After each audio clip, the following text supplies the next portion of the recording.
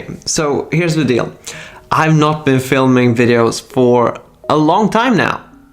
You've seen videos each and every week, but that's only because I created a long runway in the first week of my 4-week vacation so that I actually could take some time off during my vacation and not make any videos, but instead enjoy and read my books and do other stuff. And I've read some stuff, as you could see, and now this video, trying to make it, I've already made it once, but then I noticed that my audio was just way too high. And that's just because I use another audio setting whenever I do my Finding Fandom interviews, and I just didn't check it. And that's why I'll do this one more time, and I'm probably gonna be a little more short about my reviews on these books, but there are 11 of them total, 8 of them Omnibus, and or maybe no, it's 12 books actually. I forgot that I added one during the last take. Still, long time since I made a video, and I want to thank you all that has been commenting on my latest uploads and everything. The hell yeah method, which I never thought I would get such a good response on, as well as the seriousness and understanding of the hard truth about the fear of missing out. And of course, the Finding Fandom interviews themselves. I really feel that people that has been watching them are enjoying them, and so I'll keep on going with them, as I have several more interviews coming and going to edit as we go on with this. And yeah, as long as people are willing to meet up with me and have a chat about the comic book hobby and whatever other fandom they have, I'm all for it to give you those conversations. And of course, with this video, this is my monthly wrap-up video of the previous month's reads, and these are all the books that I read in August. It's been a very, very DC heavy month, and yeah, I'll do this one more time. And by actually doing this once, I think I know much more what to say about each and every book. So here goes. Okay, so here we go again. And this is Batman War Games Volume 2. This is the final volume of the series and a hidden gem, I would say, from what is out there when it comes to Batman. A centric story around Stephanie Brown, which is the spoiler, a girlfriend for Tim Drake, and Tim Drake's also very apparent within his run, as well as of course Batman and the extended Bat family, and the crime bosses of Gotham. Ever since Jeff Loeb and Tim Sale, I never thought we would write more about mob bosses and everything. It was more supervillains after that, but here we go back into that game. And yeah, I really enjoy this. They do some things with some characters of the extended Bat family that I think is very controversial in liking it and everything. But I mean, they did something. I mean, they got reactions from it, and I mean, if somebody hated it, maybe somebody loved it.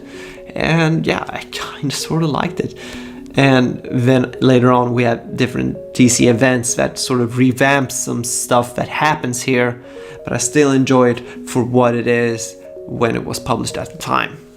Next up is another trade paperback of Batman, and it's Batman Under the Red Hood. I can't believe this is the second time I read Batman Under the Red Hood, and that it's not the 5th time or 6th time. I mean, this is amazing. It has 2 DC animated movie adaptations, one in which you can choose your own destiny for Robin. Spoiler, if you didn't know, very commonly known now it should be, that, so spoiler, the Red Hood is Jason Todd, the second Robin from Batman, who died in the hands of the Joker, and he's back, and he is now taking on crime without the handicap of the no-kill rule. I mean, the movie did what it did and jumbled some things to make the story work better for a movie perspective, but still works so well in its original form of a comic book, with the conversations and everything, and of course the penultimate battle between Batman and the Red Hood, as well as bringing Joker into the triangle again, and the whole wrap up of it on the morality of Batman. And I really enjoy it for this, and I enjoyed the movies even more for staying so close to the source material. And this is gonna be a closer reread next time, and not gonna let it go 7 years that it probably took me to get back to this one the first time. So yeah, really much enjoyed Batman Under the Red Hood.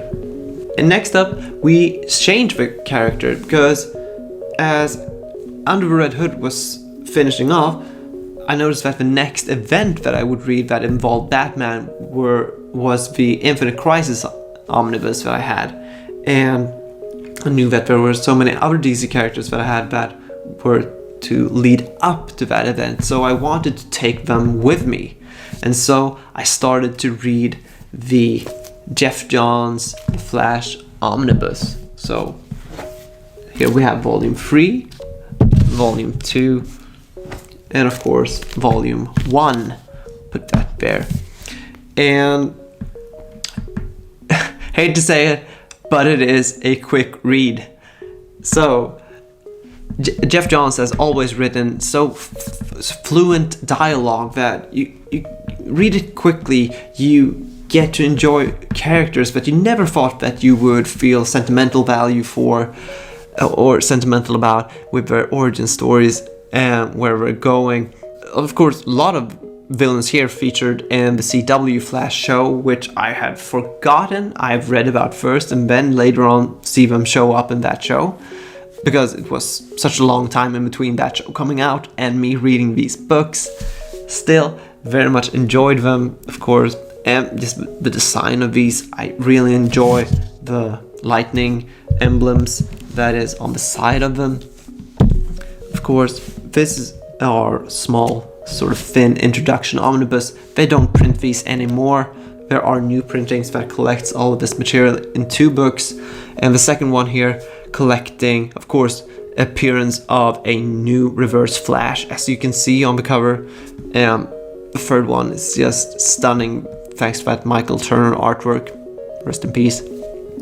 And yeah, this takes us through the adventures of Wally West, the very same Flash that is featured within the DC Animated Universe Justice League series.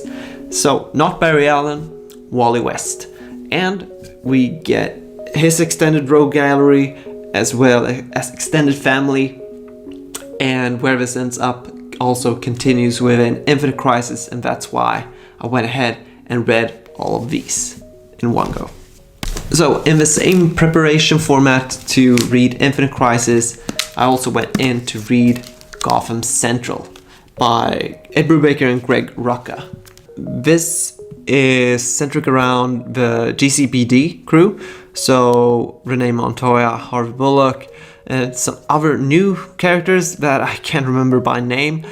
And I think Gordon is within it, but not as much as you would like. And also Batman. But as they are up on the roof, we are following the other guys of the GCPD. And this is, of course, also sort of taking place at the same time as the gang war of war games and everything, because all of these DC titles published all at once, and it all leads up into this great event.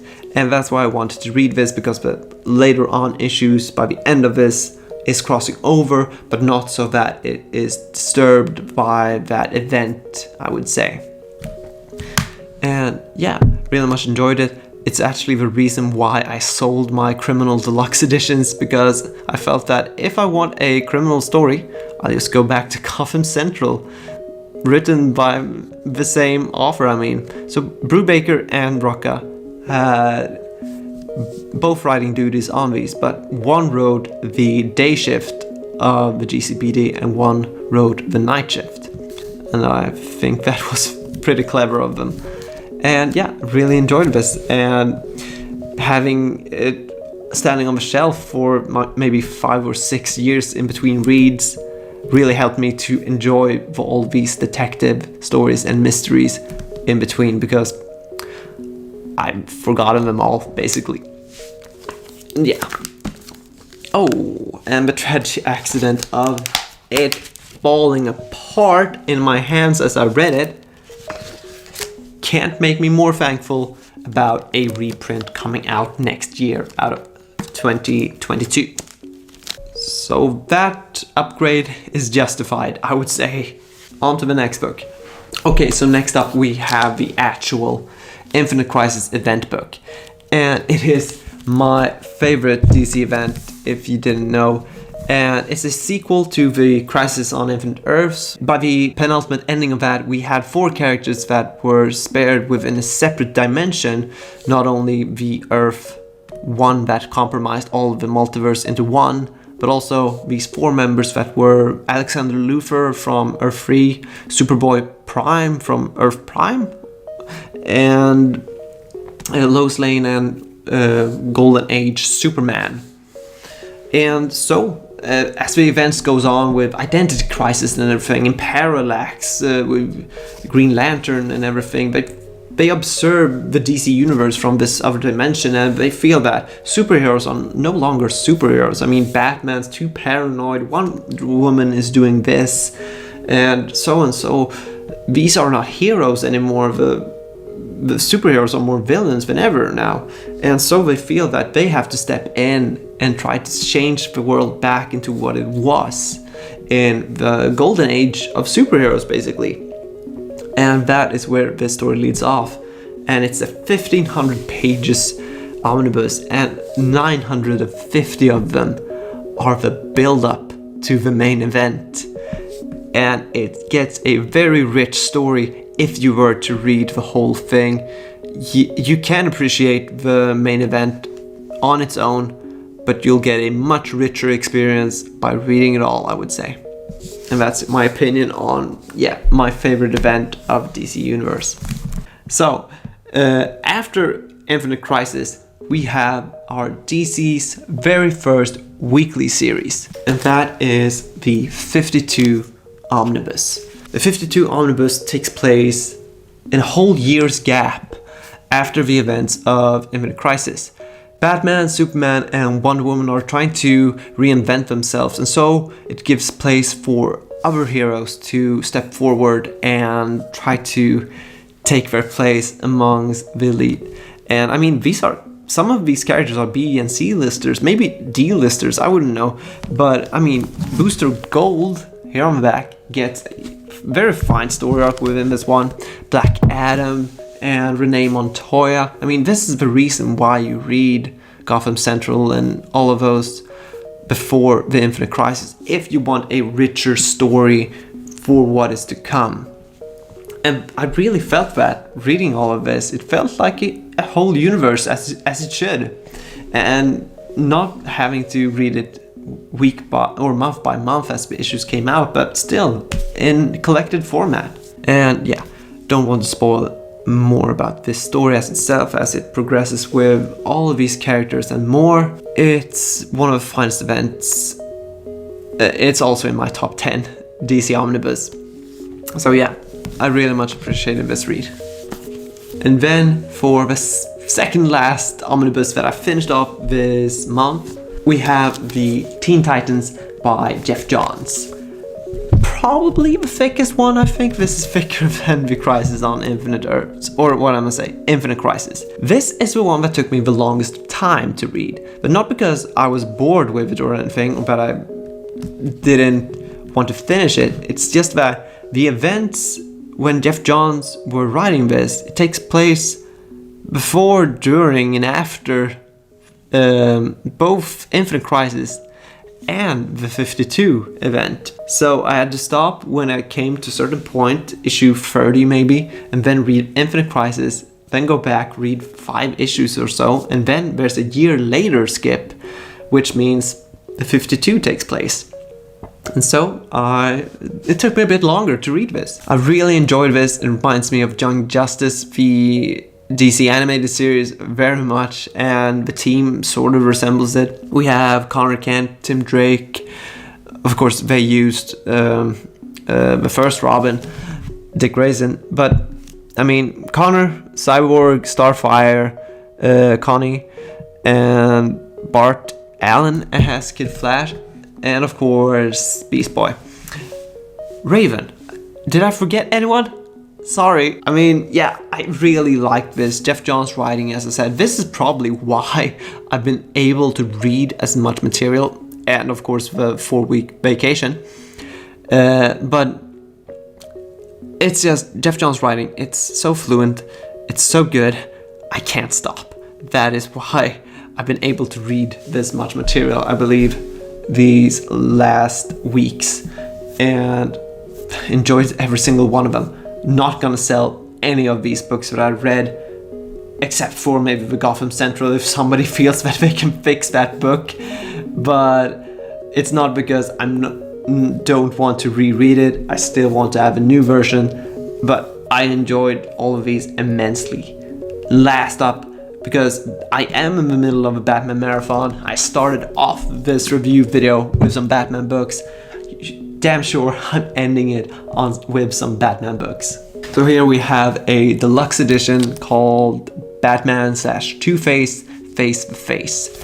And yeah, it takes place 1 year later, and Batman has left Gotham in the hands of Harvey Dent, and now coming back. And there's all of these new murders that are very similar to Two-Face murders, of course. And since Batman Hush, we want to believe that Harvey Dent is a better person now. And of course, I don't remember anything since reading this the first time, so I really dig this mystery, and as it also bridges into my most favorite Batman event, or storyline and writer, I would say. That is the Grant Morrison run. Can't speak highly enough about this. I have reread this the most out of any Batman book that I have. In other formats, but still, when they announced the Omnibus, it was a no-brainer for me to get it. And this one collects Batman, R.I.P., Batman and Son, Batman the Black Glove, and some material from the resurrection of Ra's al Ghul, which I also have here in standard format, because it sort of works as a companion piece to this book, because this only contains the issues written by Grant Morrison, and this has the whole thing with the issues written by Paul Dini as well, which was a writer on the animated series. But with this one, I really enjoyed this volume. I don't know, it's a fight between this volume and the second one, because the Batman and Robin series within that one gives me some feelings and some type of stories, and this one gives me all this psychological stuff, which I really enjoy. I mean, Grant Morrison really tried to make Batman a linear universe before DC even come up with the idea, and trying to make every Batman story canon in some way or another, and try to explain it with the hallucinogens of the Scarecrow, toxins, and Joker gas that he's been exposed of, and anything that couldn't be explained was simply written down into a black casebook. And yeah, I really like that type of thinking with Batman. And yeah, like I said, one of my most favorite Batman runs. Definitely gave this a 5-star on Goodreads, where you can follow me also if you would ever dare call me a liar on reading all of these books within this time. And yeah, this was the final reads on this month of August. I don't think I'll ever break this record in as many pages as I've read this month, but I'm very happy to compete with myself in order to read more each and every month, as I think that we should read more first and buy second. So that's my wrap up for this month. Thank you so much for watching this. On Monday we have another Finding Fandom interview, this one with the hardcover comic, so it's Mike and Matt, and I had a really great time talking to the guys and about their custom binding of DC and Marvel stories and other stories as well. And yeah, go check that out. Thank you once again for all the feedback on my videos that I've been posting during my vacation, but now I'm back. I'm still going to try to keep up with weekly videos. The interviews will come easier than original content on Fridays, but I'll do the best I can to fill in the slots. And once again, thanks so much for watching. Hope to see you in another video. Bye bye.